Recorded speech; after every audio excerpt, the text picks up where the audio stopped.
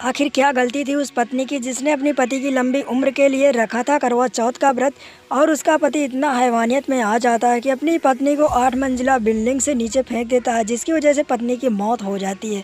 तो आखिरकार क्या था कारण जिसकी वजह से उनके पति को इतना हैवान बनना पड़ा? क्या पत्नी के किसी के साथ अवैध संबंध थे या फिर कोई और राज था? तो दोस्तों आज के वीडियो में हम यही चीज़ जानेंगे, बट इससे पहले मैं आप लोगों से रिक्वेस्ट करूँगा कि अगर आपको हमारा वीडियो अच्छा लगता हो तो हमारे वीडियो को लाइक करें, चैनल पर नए हो सब्सक्राइब करें ताकि नए नए अपडेट हम सबसे पहले आपके पास पहुंचा पाएँ। दरअसल ये घटना है हरियाणा की, जहां पर एक पति पत्नी आपस में मिलजुल के रहा करते थे, जिसमें पति का नाम विक्रम चौहान और पत्नी का नाम दीपिका चौहान था। दरअसल इन दोनों ने सबसे पहले प्रेम किया था, प्रेम के बाद इन्होंने शादी किया था और शादी के बाद इन्होंने अपना गांव छोड़ करके हरियाणा में एक फ्लैट लेकर के अपनी ज़िंदगी गुजारा कर रहे थे। यहीं पर इनकी पत्नी जो होती है वह बैंक में जॉब कर रही थी और इनके पति जो थे वो कंपनी में कहीं पर जॉब कर रहे थे। इन दोनों की ज़िंदगी काफ़ी ज़्यादा खुश चल रही थी। तभी कहानी में ट्विस्ट आता है। उसकी पत्नी जो है करवा चौथ का व्रत करती है और जैसे ही छत पर जाती है चांद देखने के लिए, तभी ऊपर से एक ज़ोर से गिरने की आवाज़ आती है। जैसे सब लोग नीचे जाते हैं तो देखते हैं कि दीपिका चौहान की लाश पड़ी हुई है। उसकी लाश को देख करके लग नहीं रहा था कि दीपिका चौहान की अभी जान निकल गई है, इस वजह से उन्हें हॉस्पिटल भी ले जाया जाता है। बट जैसे ही अस्पताल पहुंचते हैं तभी डॉक्टर लोग वहां पर उसको मृत घोषित कर देते हैं, जिस वजह से वहां पर पुलिस को बुलाया जाता है।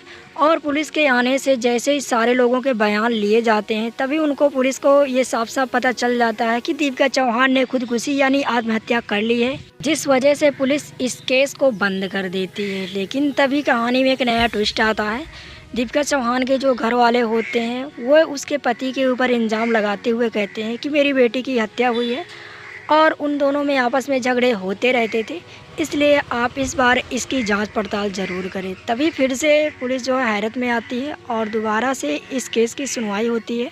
तभी पुलिस को जांच पड़ताल में पता चलता है कि इन दोनों पति पत्नी में काफ़ी ज़्यादा झगड़ा भी हुआ करता था, जिसकी जांच पड़ताल फिर पुलिस सख्ती से करने लगती है। तभी उसको एक बगल की आंटी बताती हैं कि इन दोनों में काफ़ी ज़्यादा झगड़ा हुआ था और मैंने देखा था जिस दिन उनकी पत्नी चाँद देखने के लिए छत में गई हुई थी तब मैं भी वहाँ पर खड़ी थी। तभी मैं देखती हूँ कि उनके पति विक्रम और उनके छोटे भाई दोनों लोग जाते हैं और दीपिका चौहान को ऊपर से उठा कर के बिल्डिंग के 8वें फ्लोर से फेंक देते हैं, जिस वजह से दीपिका चौहान की मौत हो जाती है।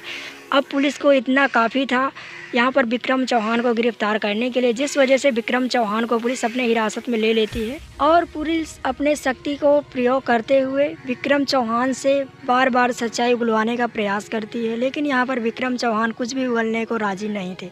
तभी उनका व्हाट्सएप उन पुलिस के हाथ लग जाता है, जिस पर साफ साफ चैट में बताया गया था कि वह काफ़ी दिनों से जो है दीपिका चौहान को मारने की प्लानिंग कर रहे थे और वह किसी दूसरी लड़की से प्यार भी करते हैं, जिसमें खुलासा होता है। फिर विक्रम चौहान सारी जुल्म को कबूल करता है और अंत में पुलिस को सारी सच्चाई बता देता है कि मैं किसी दूसरी लड़की से प्यार करता था और मैं उससे शादी भी करना चाहता था, जिस वजह से दीपिका चौहान जो है रास्ते में अड़चन बन रही थी। दोस्तों कहीं ना कहीं दीपिका चौहान के साथ बहुत ही गलत हुआ और एक हैवानियत के चक्कर में एक पति ने फिर से एक अपनी मासूम पत्नी को मौत के घाट उतार दिया। अब दोस्तों इस कहानी से आपको क्या सीखने को मिला हमें कमेंट में ज़रूर बताएं। वीडियो अच्छा लगे तो लाइक करें।